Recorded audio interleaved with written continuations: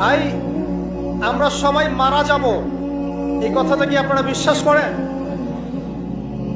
এই কথা যে বিশ্বাস করে যে পৃথিবীতে সে চিরস্থায়ী নয়, চিরদিন থাকতে আসে নাই, সে কি পৃথিবীতে উদ্ধত আচরণ করতে পারে?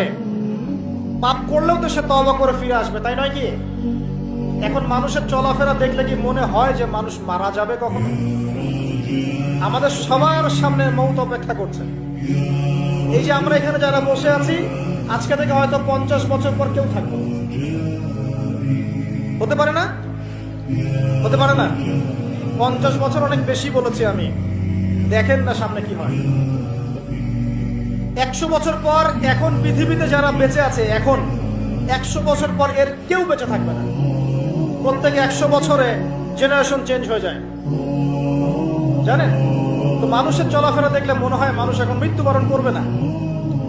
মৌতের কোনো ফিকির নাই মানুষের। আল্লাহর সামনে দাঁড়াতে হবে, জবাব দিতে হবে, এই চিন্তা মানুষের মধ্যে নাই। সারাদিন দুনিয়া নিয়ে মানুষ ব্যস্ত হয়ে আছে। আল্লাহ পাক হেফাজত করুন আমাদেরকে। তো পরকালের ক্ষতি দেখেন, মানুষের সামনে অপেক্ষা করছে মৌত, মানুষের সামনে অপেক্ষা করছে কবর। কবর যেখানে কেউ যাবে না, আপনি আমি কেউ না, মানে কেউ কারো কবরে যাব না, কেউ কারো কবরে না।